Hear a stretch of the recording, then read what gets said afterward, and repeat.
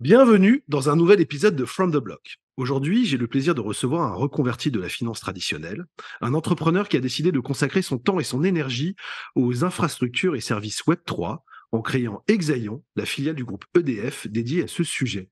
Fatih Belieli, merci beaucoup d'avoir accepté notre invitation. Nous allons aujourd'hui revenir sur ton parcours, ta rencontre avec la blockchain, sur les raisons qui t'ont convaincu à lancer Exaion et sur ta vision du rôle d'un acteur comme EDF dans ce nouveau monde décentralisé. Fatih, est-ce que tu pourrais te présenter pour nos auditeurs? Oui, bonjour Alexis, bonjour à tous. Donc, je m'appelle Fatih, je suis le CEO et cofondateur d'Exaion, qui est la filiale Web3 du groupe EDF. Donc, cette filiale est active depuis janvier 2020. On entre bientôt dans le quatrième année. Et alors, est-ce que tu veux que je me présente tout de suite sur mon parcours ou Oui, juste oui, oui, bien ouais, sûr. mon parcours? Alors, avant de créer Exaion, moi j'ai eu un parcours quand même assez atypique. Donc, j'ai fait des études de commerce, de finance, mais aussi d'ingénierie. Donc j'ai été à Dauphine, j'ai été aux mines de Paris, puis j'ai été à l'université de Tsinghua à Pékin. J'ai commencé ma carrière en tant que trader dérivation à la BNP D'accord. Paribas à Hong Kong.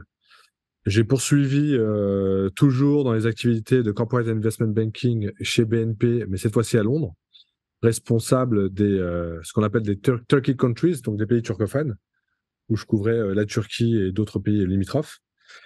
Euh, Ensuite, j'ai créé ma première société que j'ai D'accord. fait tourner pendant 2 ans, qui a très bien marché. C'était dans la distribution digitale de produits textiles. Et ensuite, bon, j'ai revendu cette boîte-là. Et j'ai toujours été passionné par le domaine de l'énergie. J'avais toujours mis ça un peu de côté. De Et par tes études ou c'était une passion personnelle? personnel. Et puis mes études aussi, parce que quand même, j'ai fait pas mal d'études autour de l'énergie atomique à Tsinghua et autour de tout ce qui est renouvelable, réseau de chaleur, etc., aux mines de Paris. Donc c'est un sujet académique qui m'a toujours intéressé, puis c'est un sujet qui personnellement m'intéressait déjà beaucoup à l'époque et toujours aujourd'hui, et on le verra dans le développement d'Exaion, qui a une très forte dimension énergétique dans ce qu'on fait. Donc c'est là que j'ai décidé de rejoindre le groupe EDF en entrant à la direction de la stratégie d'Enedis. En fait, Enedis, c'est eux qui gèrent le réseau de distribution, donc c'est un peu les yeux et les oreilles de tout ce qui se passe sur le réseau basse tension. Et c'est là-bas qu'on gère les smart grids, les compteurs intelligents, qu'on plug au réseau, en fait, les véhicules électriques, etc. Donc, la gestion de la charge se passe au niveau de ce réseau-là. Et c'est vrai que c'était très intéressant de travailler sur tous ces sujets techniques et énergétiques chez Enedis. Et juste après ça, donc j'ai rejoint le groupe EDF, mais côté EDF SA, pour, euh, pour contribuer au lancement du fonds de venture capital en 2017, qui est aujourd'hui EDF Pulse Ventures, qui joue un triple rôle, hein, un rôle de fonds direct, hein, avec des prises de participation minoritaires dans des startups, et puis d'incubateurs. D'accord. Vous Et avez en investi 2020, dans on quoi, par lance Exaio. exemple, comme start-up à l'époque? J'ai pas entendu ta question, Alexis. Dans quel type de start-up tu as investi, en fait, à l'époque? Alors déjà, j'étais dans le digital, hein, dans le digital appliqué au domaine de l'énergie. Donc typiquement, on avait investi dans une entreprise d'IA qui travaillait sur des bibliothèques de données sur des grands objets industriels, comme des centrales nucléaires par exemple, et qui, en répertoriant tous les problèmes qui sont survenus au sein de cet objet industriel, est capable d'en sortir un catalogue, de le comparer ensuite avec des premiers signaux qui sont captés sur le terrain, et croiser ensuite ces signaux du terrain avec les bibliothèques d'erreurs pour essayer d'identifier très en amont de potentielles en fait, divergences dans le fonctionnement nominal d'une centrale, par exemple une centrale nucléaire. Donc des choses comme ça, donc toujours l'IA, enfin toujours la data, toujours le digital, et toujours le digital appliqué à l'énergie. D'accord. Et Et c'est c'est dans ce ce que cadre-là, en j'ai. fait, que tu t'es tombé, en fait, nez à nez avec, avec la blockchain? Comment ça s'est Oui, passé? bah, c'est là, c'est exactement là, en fait. Donc à l'époque, investisseur pour le compte du fonds de venture du groupe EDF dans le digital. Donc on regarde l'IA, on regarde l'IoT, on regarde les marketplaces Internet. Et puis à l'époque, il y a une technologie qui est montante. On parle beaucoup de blockchain. Alors comme beaucoup, j'ai fait la même Alors, à erreur. l'époque, excuse-moi, mais à Euh, l'époque, c'est quand? Pour Alors là, resituer c'est ça dans le temps. 2017. 2017, d'accord. 2017. Alors moi, j'avais déjà lu, hein, je connaissais pas, enfin, j'ai pas découvert la blockchain en 2017. La blockchain, je m'y intéressais moi perso depuis 2014, mais je faisais la même erreur que tout le monde. C'est-à-dire que je regardais, je voyais des cryptoactifs, des pseudo-actifs financiers qui étaient mis sur le marché, sans organe central de contrôle, sans banque centrale qui gérait le flux d'émissions de ces monnaies. Et le premier réflexe que j'avais, c'est que ce système ne reposait sur rien, que c'était une forme de scam, et que malheureusement, beaucoup de gens allaient y perdre leur chemise, et que c'était dommage, et que voilà. Donc c'est un peu les premières approches que j'ai eues de la blockchain entre 2014 et 2017. Et en 2017, j'ai décidé en fait de prendre du recul par rapport à tout ça, par rapport à mon passé financier, et de dire technologiquement qu'est-ce qu'on peut faire avec ça, à quoi ça sert, qu'est-ce qu'on est capable d'automatiser, quels sont les process qu'on est capable d'optimiser. Et c'est de là où je suis allé au-delà des simples protocoles. Je suis rentré vraiment dans le boulon 12, on va dire, de la technologie blockchain. Et de là, j'en suis ressorti avec des convictions très fortes que, bon, certains cryptoactifs connaîtraient des hauts, des bas et que peut-être certains disparaîtraient. Mais ce qui est sûr, c'est que les fondamentaux de cette technologie, elles, étaient là pour rester. C'était comme Internet, hein. On a eu les Napster et les choses comme ça au début. C'est pas pour autant que l'Internet s'est pas développé, c'est pas pour autant que la musique en ligne ne s'est pas développée. Mais ça s'est développé avec des règles, avec voilà, des Deezer, etc. Mais le modèle Napster, lui, est mort. Et je pense que dans la blockchain, on connaîtra la même chose. Il y a, bon, on connaîtra la même chose. On connaît déjà la même chose. On voit plein de boom and burst hein, aujourd'hui dans la blockchain.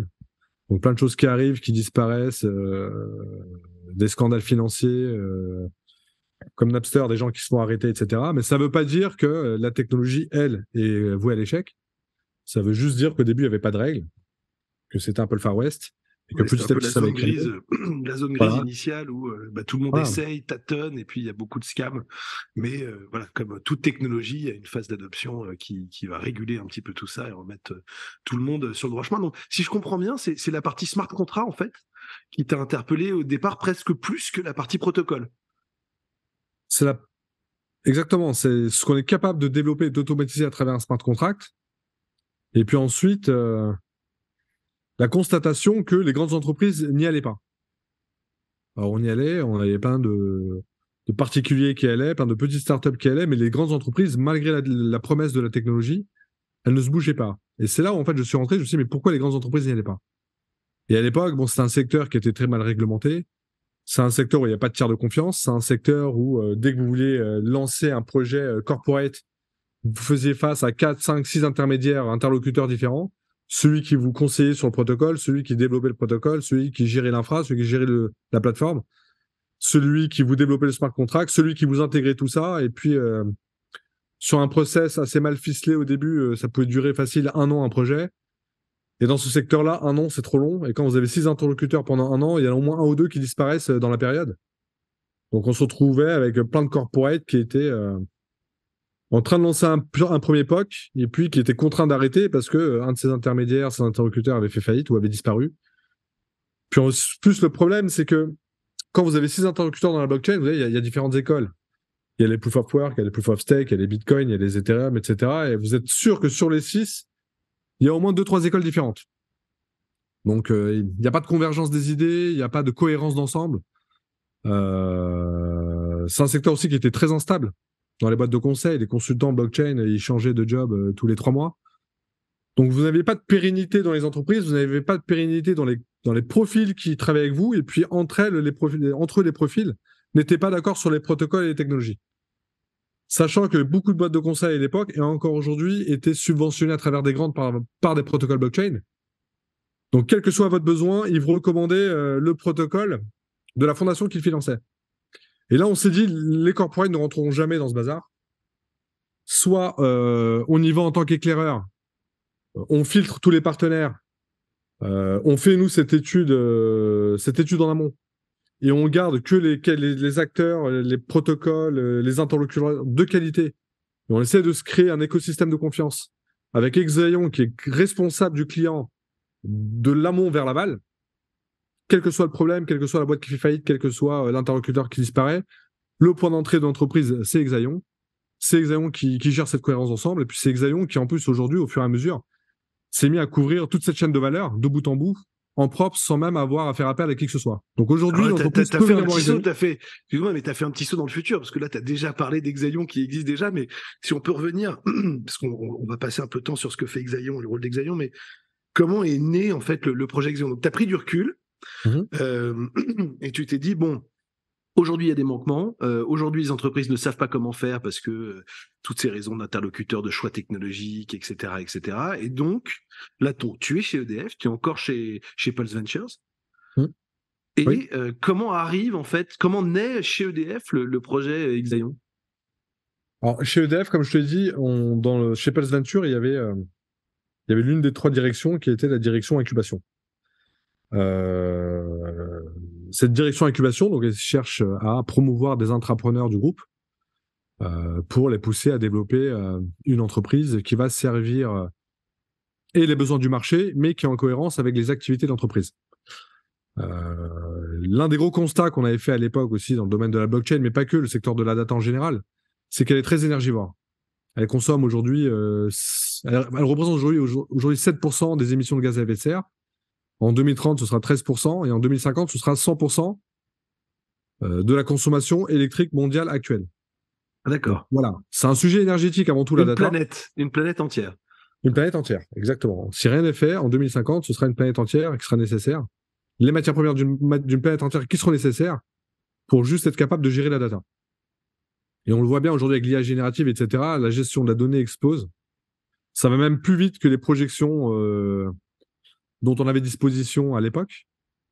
Donc c'est un secteur qui est très énergivore, et c'est un secteur où les leaders mondiaux aujourd'hui se trouvent en Asie ou en Amérique du Nord, avec des mix énergétiques qui sont très fortement carbonés. Quand tu parles des leaders mondiaux, c'est les GAFAM, c'est les GAFA, les Batix, voilà, et voilà. C'est entre 60 et 80% de charbon dans leur mix énergétique. Donc vous voyez bien que une telle consommation d'électricité, qui plus est carbonée, c'est vraiment pas en phase avec la conception du progrès qu'on a avec le développement du digital. Donc oui, le digital permet d'automatiser, oui, ça nous permet de faire beaucoup plus de choses de manière optimisée, mais si derrière c'est pour détruire des forêts, la planète, bon, il y a quand même un hic. Donc ça, voilà, c'est un sujet énergivore. Et quand on parle d'énergie et de climat et de décarbonation chez EDF, c'est l'objet social de la société, c'est notre ADN. Ensuite, comme je te l'ai dit tout à l'heure, il manquait vraiment un tiers de confiance. Alors, Exaion tout seul qui arrive sur le marché, on peut être aussi sérieux qu'on veut et avoir le passé qu'on veut dans les grandes institutions. C'est pas la même chose que quand tu dis je suis filiale du groupe EDF.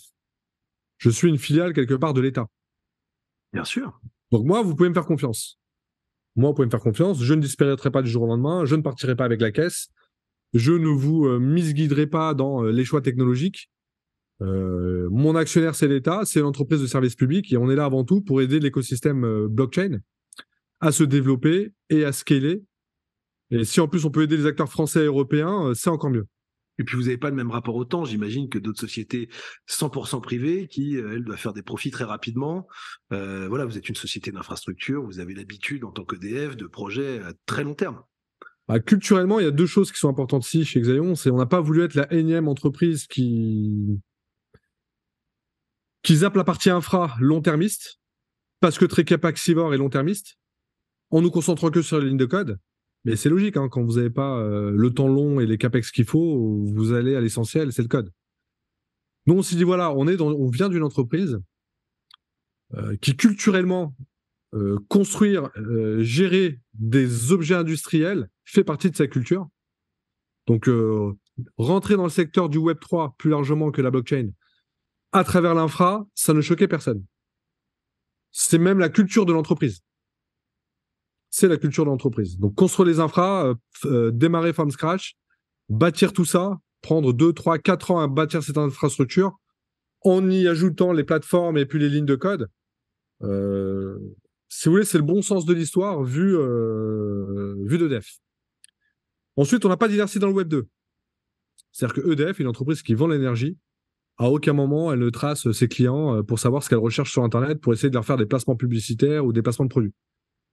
C'est la propriété de la data ou l'utilisation de la data. Ça, vous en faites. Exactement, la propriété de la data et l'utilisation de la data. Donc EDF n'ayant aucune inertie dans le Web 2, elle est capable de faire ce qu'on appelle le leapfrog là, dans la technologie, et d'aller directement vers une activité commerciale dans le Web3. Aucune raison de centraliser la data, aucune raison de s'emparer de votre donnée, aucune raison de la monétiser. Et pour le coup, nous, tout ce qui est réglementation, RGPD, toutes ces choses-là, c'est quelque chose qui est très important, avec lequel personne ne plaisante dans le groupe EDF. Donc on a eu très peu d'inertie dans le Web 2, voire quasiment pas. Et embrasser tout de suite la technologie Web 3, ça a été quelque chose d'assez naturel chez nous. Et last but not least, on est aussi propriétaire de nos infrastructures. C'est-à-dire que oui, on a bâti tout ça from scratch, mais on n'est pas parti de zéro. On a démarré dans les infrastructures, les data centers du groupe EDF. Le groupe EDF est l'un des derniers gros acteurs en France qui n'a pas tout mis dans le cloud. Donc quand vous avez des infrastructures souveraines, hyper décarbonées, hyper sécurisées, avec une grande qualité télécom électrique qui y sont associées, et que vous n'avez pas d'inertie dans le Web 2, y développer une activité qui focus et qui cible le Web 3, c'est assez facile. Enfin, c'est facile. Assez naturel. Rien n'est facile, mais c'est assez naturel. Et c'est pour toutes ces raisons, tiers de confiance, non-inertie dans le Web 2, détention de data center, connaissance des objets industriels, investissement sur le temps long, c'est tous ces facteurs-là qui fait que Exaion et sa feuille de route sont non seulement acceptables par EDF, mais surtout même motivés par EDF. Et ce qu'on disait aussi à EDF, c'est que il y a un moment donné, la blockchain, le Web3, tout ça, ça va aussi venir disrupter les métiers du groupe. Et on avait deux choix. Soit se prendre la disruption en pleine face, soit essayer de l'anticiper quelques années auparavant pour essayer de voir ce qui se passe et même voir limite devenir l'un des leaders de cette disruption. Donc on n'a pas décidé de subir cette évolution technologique, on a plutôt décidé d'être proactif. D'accord. Il n'y a pas eu besoin de trop convaincre l'état-major d'EDF sur la tangibilité du Web 3, sur les tendances, sur le fait que c'était pas justement des protocoles qui reposaient sur rien, que c'était l'infrastructure de demain de beaucoup de choses et notamment potentiellement de tous les échanges financiers, etc., etc. Bah, l'avantage qu'on a dans le groupe EDF, c'est qu'on a on a un esprit très rationnel. Moi, je sais que tous les gens que je suis allé voir, tous les membres du CODIR, voire même les personnes du COMEX que je suis allé voir pour leur pitcher mon idée, c'est des gens qui ont pour beaucoup fait des écoles d'ingénieurs, très scientifiques, très matheux. Et en fait, on a plutôt disséqué le secteur de la blockchain d'un point de vue scientifique pour essayer de comprendre en fait l'objet et l'intérêt de l'objet. À aucun moment, on était dans les débats de société de la blockchain, c'est le bitcoin, c'est le dark web, c'est le trafic de drogue. On n'est pas rentré là-dedans. Vous avez pris les white papers et vous avez descendu les white papers comme des scientifiques, voilà. On est descendu, on est rentré dans le dénominateur commun scientifique de toutes ces innovations autour du Web 3. Et on a compris, on a même eu des débats avec certains, je me souviens de certaines discussions avec certains membres du COMEX du groupe EDF. On était même rentrés dans la définition de qu'est-ce que c'est qu'une monnaie. Et est-ce qu'on peut considérer qu'un cryptoactif, etc., demain peut être considéré par une monnaie? Est-ce que ça joue le rôle de valeur refuge? Est-ce que ça joue son rôle de transfert de valeur, etc., etc. Donc on était vraiment dans des débats, très, très intelligents, en fait. Très intelligents. Et en fait, quand on arrive à disséquer ça ensemble et à dépassionner le débat, on se rend compte qu'effectivement, en sous-jacent, il y a une technologie qui va tout disrupter. Donc non, j'ai jamais eu d'opposition. On a eu des beaux débats qui nous ont même, nous, fait mûrir sur la techno et la façon d'approcher le secteur. Mais on n'a jamais été dans la passion. D'accord, hein, c'est intéressant. Et donc, finalement, ce sujet de la blockchain en tant qu'infrastructure est apparu assez évident pour, on va dire, l'intégralité des décideurs chez EDF. Et donc, du coup, ils t'ont laissé le champ libre pour monter Exaion. Et donc, Exaion, on va dire, la toute genèse, le premier, on va dire, les premiers services ou produits d'Exaion, qu'est-ce que c'était? Alors, comme tout acteur dans la blockchain, on a commencé par, enfin, de l'époque, hein, je vous parle encore de 2020. Les trois principaux drivers à l'époque, c'était ceux qui créaient les protocoles, ceux qui permettaient de renforcer le réseau IT de communication de ces protocoles, c'est-à-dire les mineurs, et ceux qui conseillaient les entreprises pour commencer à développer des cas d'usage dans la blockchain. Alors nous, on n'est pas rentré dans le volet protocole, même si dès le début, on était très proche de certaines grandes fondations avec qui on discutait beaucoup, Ethereum, Tezos, Avalanche, tous ces gens-là. Mais par contre, ce qu'on a commencé par faire pour mettre la main à l'étrier, c'était de commencer par miner de l'Ether. Alors, on n'a jamais miné de Bitcoin, hein. On a commencé par le minage de l'Ether, qui nous a permis de rentrer dans l'écosystème. Proof of Work aussi, j'imagine, à l'époque. Proof of Work à l'époque. Proof of Work, pourquoi pas de Bitcoin? Pourquoi pas de Bitcoin et de l'Ether? Plusieurs choses. C'est que l'Ether avait une finalité vue de nous qui était plus noble.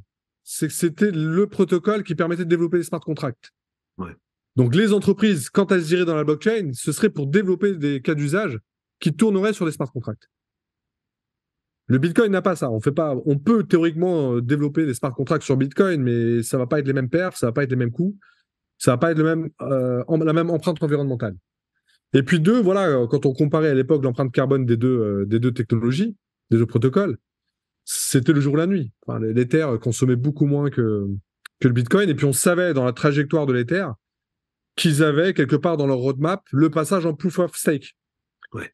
Donc on se disait, vu que notre clientèle, ça va être la clientèle des entreprises, et que leur problématique à elles, ça va être de développer des smart contracts, et qu'en plus dans sa roadmap, ils ont prévu de passer au proof of stake, commençons sur Ether, commençons à le miner pour comprendre comment fonctionne le protocole, pour comprendre l'écosystème de l'Ether, sur lequel derrière on ira scaler toutes nos solutions. Donc c'est pour ça qu'on a commencé par miner de l'Ether, et qu'on n'a jamais miné un seul Bitcoin de toute notre vie. D'accord.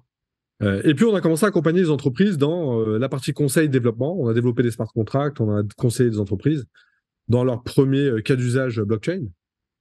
Et puis de fil en aiguille, on a développé tout un écosystème aujourd'hui chez Exaion qui va bien au-delà de ça. Donc vous voyez, notre première année, enfin, pour une petite anecdote, hein, quand on a lancé Exaion, on devait faire trois choses. On devait faire donc la partie blockchain avec le minage d'Ether et conseil dev smart contract. On devait faire un petit peu d'activité autour de l'hébergement en data center, et puis on devait faire de la mise à disposition des clients sensibles de puissance issue des supercalculateurs. Donc on a lancé la boîte en janvier 2020. Février 2020, on était tous enfermés à la maison à cause du Covid.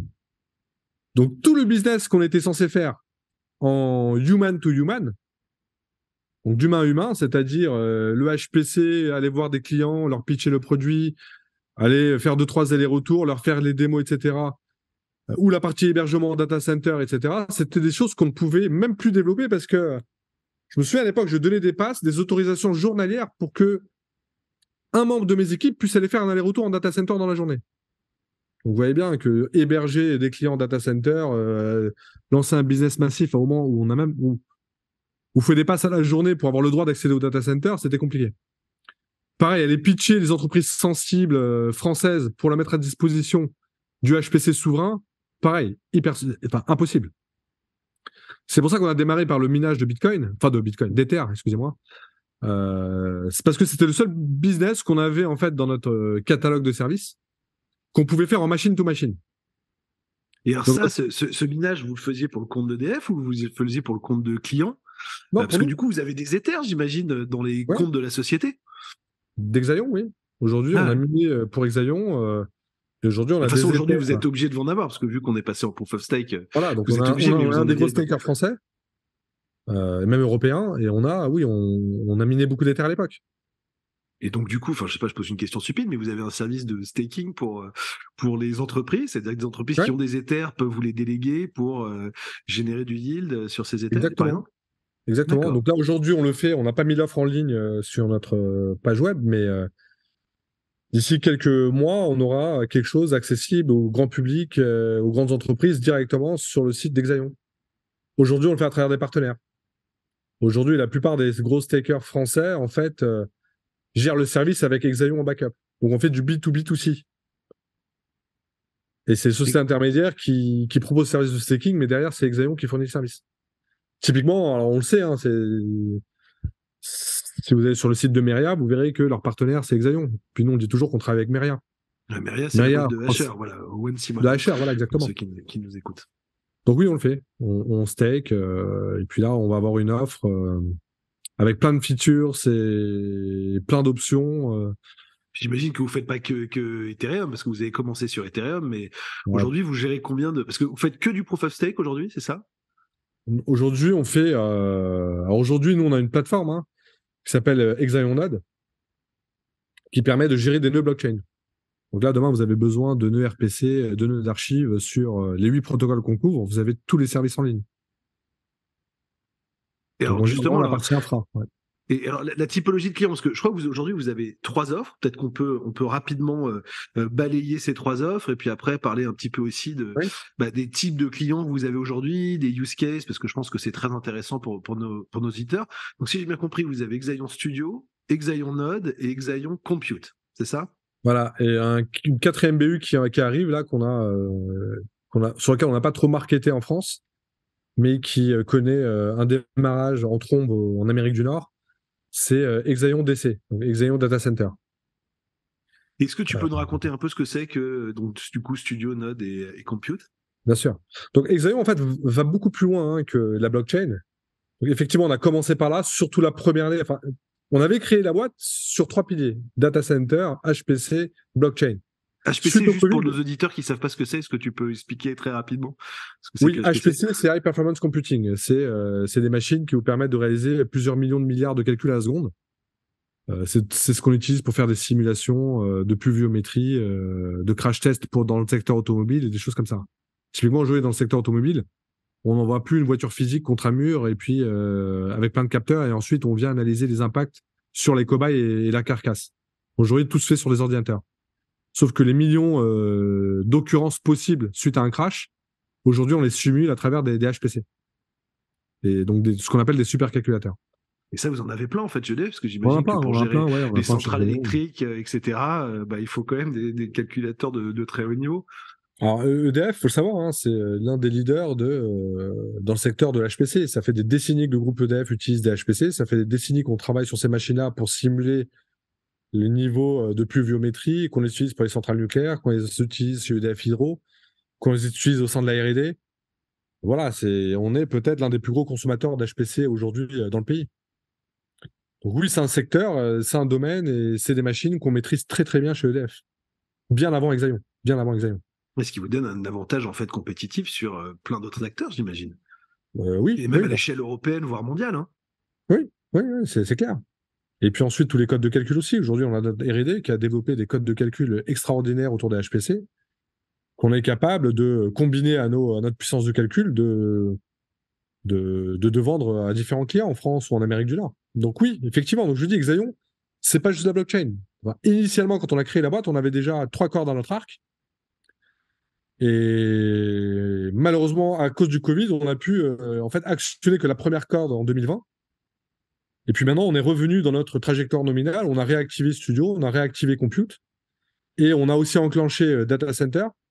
Et aujourd'hui, je définirais Exaion comme étant une entreprise qui fournit des services numériques responsables et de pointe.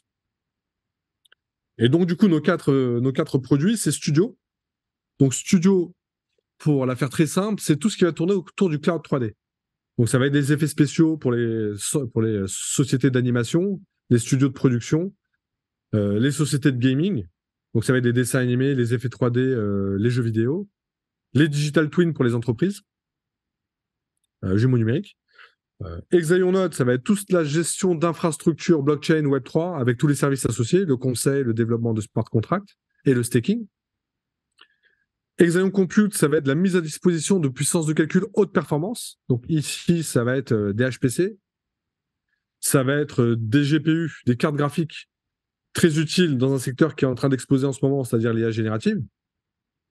Ça va être, alors là, je vous dis ce qu'on va faire, je ne sais pas pourquoi vous citez les noms, mais on est en train de rentrer dans le quantique, mise à disposition de nos clients de puissance de calcul quantique, hybridation HPC quantique, Vous solution de avez, vous avez pas cybersécurité. d'ordinateur quantique aujourd'hui chez EDF.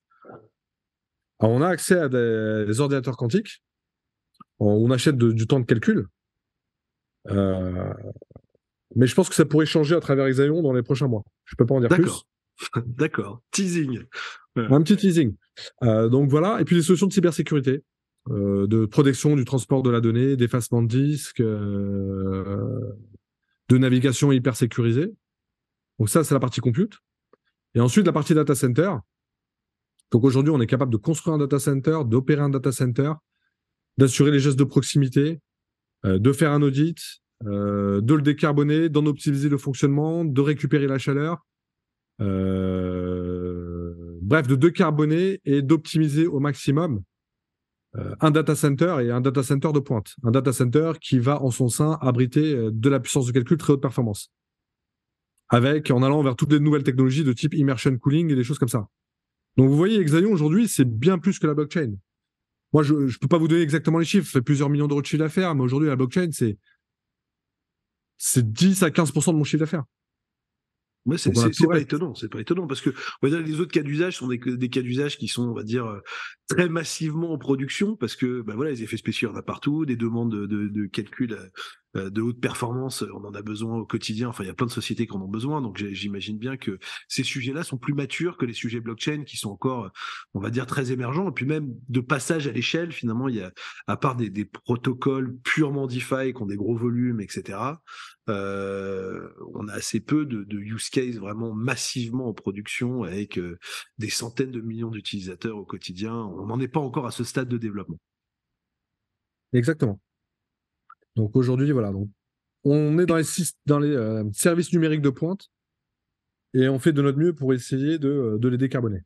Et donc du coup, aujourd'hui, si tu dois te positionner par rapport justement à Amazon Web Services, Google Cloud, etc., comment tu considérerais ton positionnement par rapport à ces acteurs-là?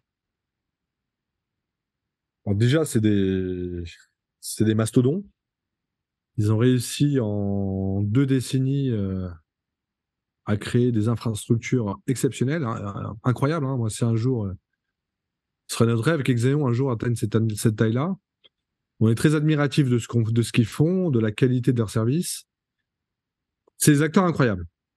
Maintenant, je pense ce qui nous différencie, nous, d'Exaion, de ces acteurs-là, c'est qu'on est plus sur le sur-mesure. Et on est plus dans les services de pointe. Donc, on va être très peu dans le one size fits all, qui est un peu le modèle de développement de ces gros acteurs, de ces gros hyperscalers.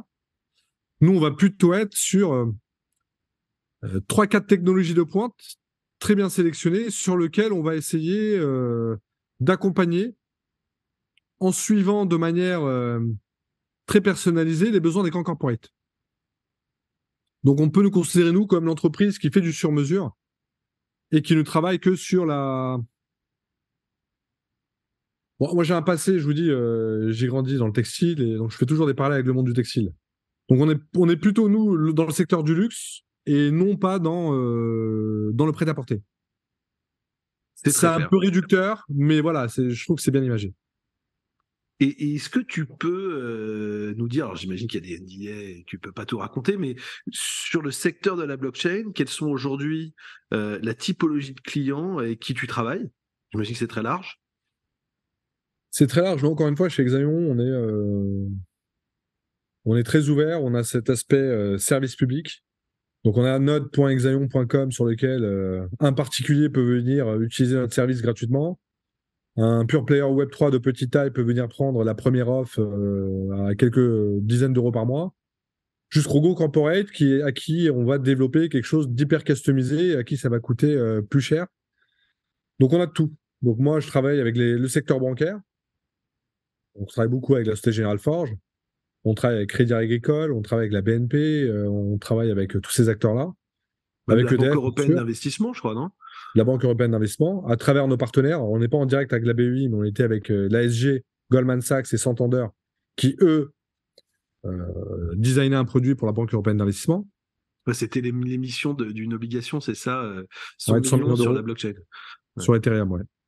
Donc c'était nous derrière qui gérions cet infra. Donc ça va être EDF, ça va être des autres énergéticiens. Je peux pas tous, j'ai pas le droit de les citer. Ça va être le secteur du luxe, pareil, je peux pas les citer. Ça va être le secteur du gaming. Alors là, je peux citer.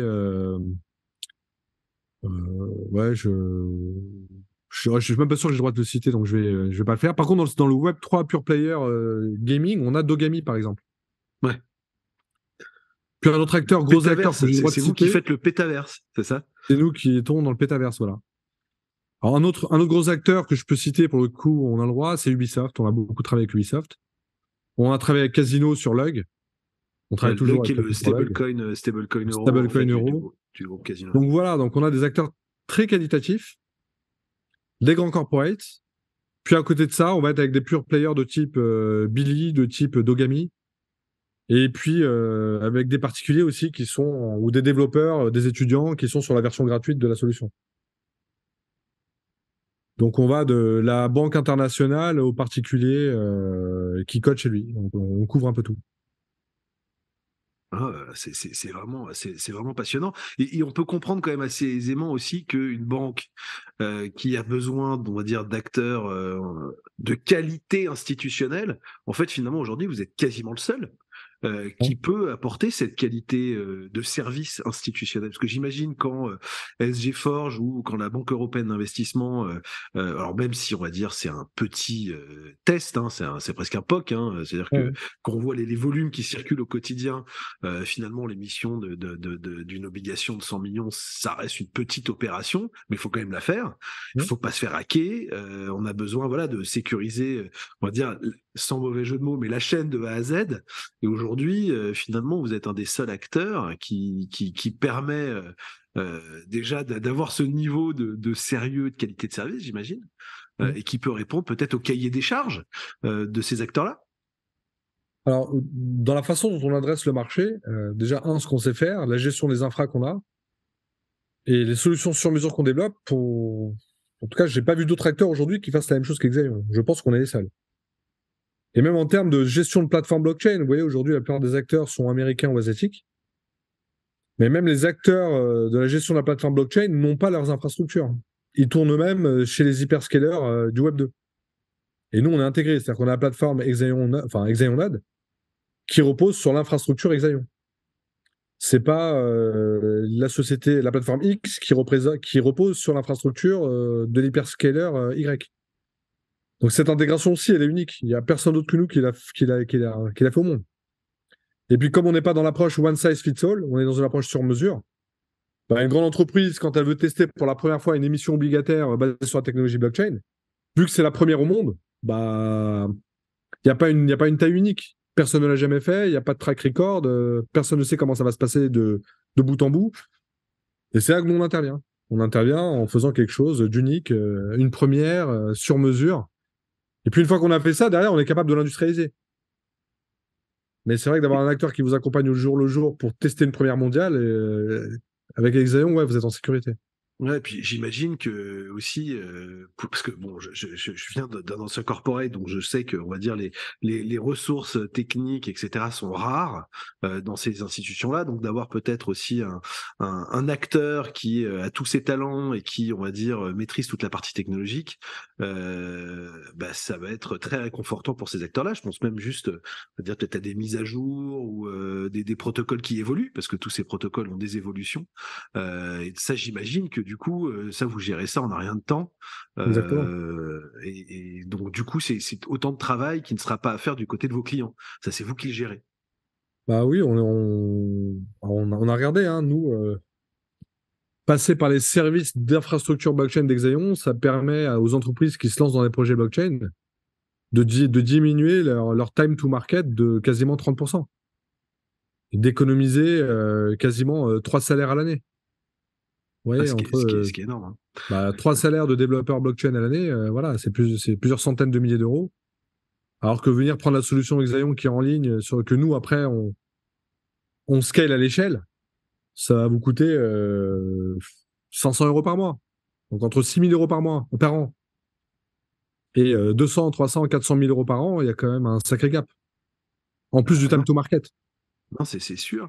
Et moi, j'avais une question pour vous, parce que c'est vrai qu'aujourd'hui, bah, pendant longtemps, on n'a pas entendu parler d'Exaion. Je pense que l'année dernière, il y a eu une sorte de découverte de la société. Je pense qu'il y a beaucoup de gens qui ont été étonnés du fait que EDF se positionne là-dessus. Donc, je pense que tu nous as très clairement exposé bah, pourquoi EDF était quand même idéalement placé pour avoir une place prépondérante, en tout cas à l'échelle mondiale ou européenne, sur ce sujet-là. Aujourd'hui, est-ce que vous vous positionnez juste en, on va dire, prestataire de services et de technologie, ou est-ce que vous accompagnez aussi certains de vos clients sur des use cases potentiels, c'est-à-dire est-ce que vous faites aussi de l'acculturation, est-ce que vous accompagnez vos clients sur même des idées qu'ils n'auraient pas encore aujourd'hui? Oui, ça nous arrive très souvent. Ça nous arrive très souvent. On a plein d'entreprises du CAC 40 ou du SBF 120 ou même en Amérique du Nord avec qui on fait des ateliers de brainstorming pour voir en quoi la blockchain pourrait résoudre leurs problématiques à eux. Et quelles problématiques. Et est-ce que la blockchain est un must ou est-ce qu'on peut résoudre la même problématique en utilisant d'autres technologies existantes et qui maîtrisent peut-être mieux. Et cette partie-là, enfin, c'est vraiment des échanges amicaux. Hein. On n'est pas du tout dans de la prestation de service. On brainstorm avec eux. On leur émet leurs idées, ils nous font part de leurs retours. C'est des échanges qui peuvent durer 6 mois, 1 an, 2 ans. Puis ensuite, ils peuvent revenir vers nous en disant voilà, on avait discuté ensemble il y a 6 mois, on a décidé de passer à l'action, on lance le projet. Est-ce que vous êtes capable de nous accompagner ou de nous recommander quelqu'un? Et du coup, C'est le j'imagine temps que long. vous êtes assez proche aussi des régulateurs français, européens, j'imagine. Oui, on échange Euh, beaucoup avec les régulateurs. Ouais. Parce que, alors ça, c'est une question que j'ai pour vous, mais on sait qu'il y a le régime pilote qui va être mis en place pour permettre une sorte de bac à sable pour les institutions financières pour pouvoir éprouver la technologie blockchain, donc évidemment à une petite échelle, avec des petits montants, etc. J'imagine que beaucoup de gens vous contactent aujourd'hui dans ce cadre-là, parce que il faut pouvoir maîtriser ces infrastructures à l'échelle et j'imagine que les risques de hack, enfin c'est sympa qu'on fait de la DeFi et puis bon on a quand même à peu près toutes les semaines, tous les jours des histoires de hack, mais quand on a des institutionnels qui commencent à se mettre dessus et on commence à parler de peut-être de trilliards de dollars qui pourraient circuler sur cette nouvelle infrastructure, j'imagine que quand on fait des smart contrats, il faut quand même les auditer sérieusement et ça j'imagine que vous êtes un acteur aussi central Oui. là-dedans ou pas du tout?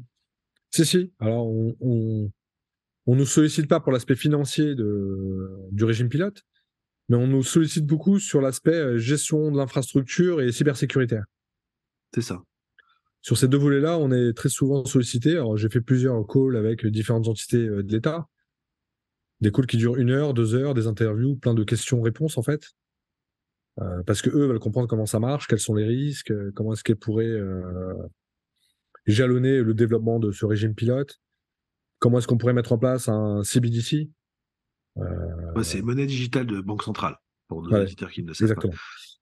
Donc oui, sur ces sujets-là, d'infrastructure, de gestion de la sécurité, on est souvent sollicité. Ouais. Et ça, aujourd'hui, vous êtes vraiment précurseur sur ce sujet-là. Vous travaillez avec d'autres acteurs. Comment Bah, nous, ce qui est bien, c'est qu'on a un écosystème qui est très solide et très avant-gardiste. C'est-à-dire que on arrive à créer une intelligence collective. Alors, je vous prends un exemple. On travaille beaucoup avec la Société Générale Forge. Donc, eux, qui est un des pionniers même mêmes. à l'échelle mondiale de Ouais, l'innovation financière sur la blockchain. Jean-Marc Stenger fait des choses exactement. absolument extraordinaires. Ouais. Exactement. Et donc, du coup, on échange beaucoup. Eux aussi sont sollicités par les différents organes D'ailleurs, c'est politiques. le premier à recevoir l'agrément PSAN en Les France. grands PSAN en France, ouais. Donc, si vous voulez, eux, ils sont sollicités sur l'aspect financier. Nous, on est sollicités sur l'aspect infrastructure, cybersécurité. Nous et Forge, on échange beaucoup, donc ce qui fait que eux comprennent aussi les problématiques d'infra et de cybersécurité à notre contact, et nous, les innovations financières qui arrivent sur le marché. Ce qui fait que collectivement, on devient tous hyper intelligents et tous très avant-gardistes sur ce qui attend les marchés ces prochaines années, voire même cette prochaine décennie. On les voit arriver. Après, c'est une question de temps. Mais on échange beaucoup. C'est vrai qu'on crée. Ce qu'ils avaient réussi à faire dans la Silicon Valley, c'est qu'ils avaient réussi à créer un écosystème avec chacun sa spécialité. Et puis beaucoup d'entrepreneurs qui, en dehors du bureau, échangeaient, brainstormaient, prenaient des bières ensemble. Nous, on essaie de faire ça en France à notre petite taille. Mais c'est vrai qu'en échangeant avec Forge, en échangeant avec Tezos, en échangeant avec tout cet écosystème-là français, euh, on, on apprend tous mutuellement et on élève le niveau moyen, voire global français, parce qu'on est tous capables après le lendemain de faire des choses beaucoup plus poussées et d'être très avant-gardistes et d'avoir un ou deux coups d'avance sur ce qui se passe sur le marché. Aujourd'hui, la Et France est très tu, en avance. Hein. c'est ce que j'allais te poser comme question, c'est-à-dire Ouais. que on est en avance. Alors pourquoi on est en avance à ton avis? Et comment on est en avance? Bah, on est en avance comme à chaque fois. Ça fait 30 ans qu'on est en avance chaque fois au début des technos. Là où on peine, c'est au passage à l'échelle. Et c'est là où les Américains sont très bons. Internet, bon, je vais pas refaire l'histoire d'Internet. On Oui. avait quand même le Minitel avant. à l'époque, tiens, si vous avez encore un Minitel qui traîne quelque part, ouvrez-en, vous allez voir tous les composants. Plus de la moitié sont français. Allez ouvrir n'importe quel PC aujourd'hui, vous me direz s'il reste un seul composant français. Donc oui, on a souvent été très précurseurs. On a cet esprit. Alors moi, je vous dis, en plus, je viens du domaine bancaire. Moi, dans le domaine bancaire, même dans la finance, j'ai vu beaucoup innover. J'ai vu les premiers ETF qui avaient été lancés par l'IXOR SG, les premiers produits structurés qui avaient été lancés, inventés au sein de la SG et copiés par toutes les banques du monde. Donc c'est pas la première fois que la Société Générale innove. Moi, je l'ai vu, même en tant que banquier. C'est la troisième fois que je les vois innover avant tout le monde. Ils sont connus pour ça, ouais. L'IXOR, les produits structurés, aujourd'hui Forge. Et dans les salles de marché, vous voyez, il y avait plein de polytechniciens, de centraliens, de grands ingénieurs. Donc oui, on innove souvent. C'est vrai qu'on tire souvent les premiers. Après, la question, c'est une fois qu'on a tiré les premiers, qu'on a montré qu'on était très fort et qu'on était capable de faire mieux que tout le monde avant tout le monde, après, c'est OK, bah, une fois qu'on a fait ça, comment est-ce qu'on démocratise et mondialise cette techno ou ce savoir-faire? Tu penses qu'on sait le faire aujourd'hui? On a appris de nos erreurs passées? Bah ouais, moi je trouve. Alors, les Américains et les Chinois, ils ont réussi à industrialiser ça. Mais je trouve que aujourd'hui, en tout cas, déjà dans la révolution Web 3 ou dans le digital, là, tel qu'on le connaît aujourd'hui, on fait beaucoup moins les erreurs qu'on faisait dans les années fin des années 90, début des années 2000. On joue beaucoup plus en équipe, on est capable de lever beaucoup plus de fonds, on est capable d'aller beaucoup plus vite, beaucoup plus loin. Ça fait 3-4 ans qu'on voit les licornes se créer à la chaîne et tout de suite on les voit attaquer le marché américain. Avant, une start-up française se déployait dans sa région ou sur le territoire français. Quand ils se déployaient sur l'Europe, déjà c'était bien, mais quasiment personne traversait l'Atlantique. Là aujourd'hui, on voit le réflexe tout de suite. On voit des Content Square, des Miracles. Moi, on a des champions. On a des champions, en tout cas européens. On commence à en avoir et potentiellement même des champions mondiaux. Mais même dans le domaine du Web 3, on a quand même Sora, par exemple. Sora. Voilà, on a Ledger, Sora. belles... Donc oui, on a appris. On a appris. Après, est-ce qu'on a complètement rattrapé notre retard vis-à-vis des US? Non. Mais je pense qu'on a compris comment ça marchait maintenant. Et dans le Web 3, il va falloir qu'on continue à maintenir le rythme. Déjà, pour rester leader européen. Et si on peut être sur le podium mondial, très bien. Bah ouais, ça c'est la mission d'Exaion, j'imagine. C'est la mission d'Exaion, ouais, de nous, enfin de tout notre écosystème. Ouais, c'est votre mission aujourd'hui. Qui repose encore plus sur Exaion parce que j'aime bien des fois refaire un petit peu l'historique là de la saga Web 2 US là. Toutes les startups qu'on a vu développer du code, les Uber, les Airbnb, toutes ces boîtes là, ils ont réussi à le faire parce qu'ils ont pu scaler sur les infras d'AWS, sur les infras de Microsoft Azure et les infras de GCP, Google Cloud Platform. La vérité, c'est que sur le Web 3 aujourd'hui, si on veut plein d'entreprises françaises qui, avec du code, puissent scaler à l'échelle internationale, il leur faut une infrastructure pour leur permettre justement de passer à l'échelle. Et ça, c'est notre rôle d'Exaion, filiale du groupe EDF, et même entreprise étatique, de service public. On est là aussi pour bâtir une infrastructure sur laquelle, d'ailleurs, on va peut-être créer des champions de la tech française. Donc on se voit comme ça. Et pas que. Et pas que. La mondiale. Ouais. Non, mais c'est vrai. Non, c'est une belle mission et je trouve ça absolument génial qu'on soit capable en France à ce niveau-là et dans des entreprises de cette taille-là d'avoir cette vision-là. Et pour moi, c'est bien la preuve que on essaye d'éviter de répéter les erreurs du passé et que la France se positionne vraiment comme un acteur ou en tout cas une vraie locomotive à l'échelle mondiale sur le développement de toutes les infrastructures qui vont permettre un web plus décentralisé. Juste pour finir, aujourd'hui. Bon voilà, on est tout le monde ne parle que de GenAI, etc. Je pense que la bulle ou peut-être l'excitation qu'on a pu avoir en 2020-2021 sur tous ces sujets de Web 3 est un peu retombée, en tout cas dans les yeux du grand public. Est-ce que toi tu sens quand même avec justement, tu vas pas nous donner des noms, etc. Mais est-ce que tu vois quand même qu'il y a des choses qui se bâtissent?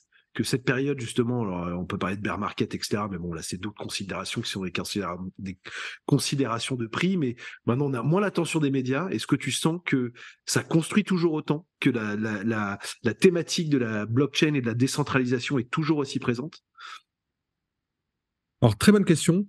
Ce qu'il faut savoir, c'est que, quelle que soit la techno, on a parlé de big data, on a parlé d'IA. Le sujet d'IA, aujourd'hui, est revenu en puissance. Mais l'IA, c'était déjà un truc à la mode il y a de ça 5-10 ans. Et comme on n'avait pas trouvé la martingale et qu'on n'avait pas réussi à craquer le cas d'usage sur lesquels on pouvait scaler de l'IA et puis des vrais cas d'usage d'IA vraiment efficaces. Ça a baissé en intérêt pendant quelques années. Il y a la blockchain qui est arrivée, qui a remplacé cet effet mode. Derrière, on a eu ChatGPT qui est arrivé, qui a réussi à craquer le système. Donc l'IA est revenue en force. Moi, ce dont je suis persuadé, c'est qu'entre 2025 et 2027, il y aura la martingale qu'on aura réussi à trouver et le système qu'on aura réussi à craquer côté blockchain. Et ça reviendra comme ChatGPT. Et toutes les entreprises qui jouent en main vont se dire, il nous faut de la blockchain. Comme aujourd'hui, tout le monde qui se lance sur l'IA générative, tout le monde qui cherche des cartes graphiques, ruptureuse de stock, plus capable de livrer, enfin. Et tout s'est passé pour ceux qui sont bien là-dedans, c'est Nvidia. De toute façon, que ce soit blockchain ou IA, ils sont toujours très bien. Ouais. C'est nos partenaires Nvidia, on les connaît très très bien. Et vraiment, ça s'est passé en 6 mois. Et donc la blockchain, ça va revenir. Ça va revenir. Mais là, on en parlera peut-être même plus d'ailleurs. Ça sera devenu une infrastructure standard. Voilà, exactement. Ce sera une technologie standard qui sera sous-jacente à plein de cas d'usage, qui permettra d'automatiser et de processiser. Et personne ne saura forcément que derrière telle ou telle application, il y a une technologie blockchain qui tourne. Mais la période actuelle, elle est salutaire à plusieurs raisons, à plusieurs titres. Un, comme on n'est plus dans l'effet mode, il n'y a plus les startups qui se créent overnight pour surfer sur une vague, lever quelques millions, faire une ICO, prendre l'argent et disparaître. Et là, on commence on est un peu plus dans l'ombre. Donc, pour qu'il y ait un sujet blockchain qui arrive à se démarquer, il faut vraiment qu'il y ait une utilité. On n'est plus dans le côté un peu Disneyland de la blockchain. Aujourd'hui, on revient dans les fondamentaux. Donc, tous les entrepreneurs qui avaient vu de la lumière dans les étages de l'immeuble blockchain qui étaient entrés et qui avaient essayé de faire un maximum de bons coups pour repartir aussitôt, ça, aujourd'hui, ils sont plus là. Parce que clairement, on est en bear market et gagner de l'argent très vite dans la blockchain, aujourd'hui, c'est devenu très compliqué. Mais ça permet aux vrais acteurs long-termistes et qui veulent développer une technologie, une solution à long terme, de se poser les bonnes questions, de travailler dans un environnement apaisé, de se focaliser sur les vrais problèmes à régler pour ensuite apporter une solution marché. C'est exactement ce qu'a fait la société OpenAI. On les a laissés tranquilles avec l'IA pendant 4-5 ans. Ils sont rentrés dans les vrais sujets pendant que tout le monde était en train de tourner autour de la blockchain et autour de cette hype. Eux, ils ont eu 3-4 ans d'accalmie où ils sont rentrés, ils ont travaillé sur le fond et ils ont craqué le système. Et aujourd'hui, ils arrivent avec une vraie solution. Puis je pense que là, c'est la période sur laquelle on marée totale. Je pense que c'était d'ailleurs historiquement, c'est le produit digital avec l'adoption la plus rapide de l'histoire d'Internet. Hein. On n'a jamais vu ça. C'était quoi ? Je crois que c'était 100 millions d'utilisateurs en 15 jours, un truc comme ça. Enfin, c'était fou. C'était fou. Et il y aura le même effet côté blockchain dans 2-3 ans. On a déjà des centaines de millions d'utilisateurs de la blockchain, mais on n'a pas encore le service avec des centaines de millions d'utilisateurs. En tout cas, service qui utilise une technologie sous-jacente blockchain. Fatih, merci beaucoup merci à toi. pour cette petite heure passée ensemble. C'était absolument passionnant. J'espère que en 2025, je te recevrai dans ce podcast pour que tu nous racontes un peu les évolutions d'Exaion et bravo EDF, bravo Fatih et toute ton équipe d'ailleurs pour ce que vous faites, parce que c'est important et c'est sympa quand même en tant que Français de savoir qu'on est en train de construire des géants de demain. À très bientôt. Merci à toi, merci pour ce pupitre et à 2025 j'espère. Ça marche. Allez, salut. Et voilà, c'est tout pour cet épisode de From the Block. Comme je suis sûr que vous avez adoré cet échange autant que moi, je vous invite à vous abonner au podcast ou à la chaîne YouTube. Vous trouverez tous les liens dans la description de cet épisode. N'hésitez pas à partager ce podcast avec vos amis, collègues et tous ceux qui s'intéressent au Web3. Votre soutien nous aide à continuer à produire du contenu de qualité et à faire connaître les voix influentes de l'industrie. Restez connectés, car de nombreux épisodes passionnants sont à venir. Merci d'avoir écouté From the Block.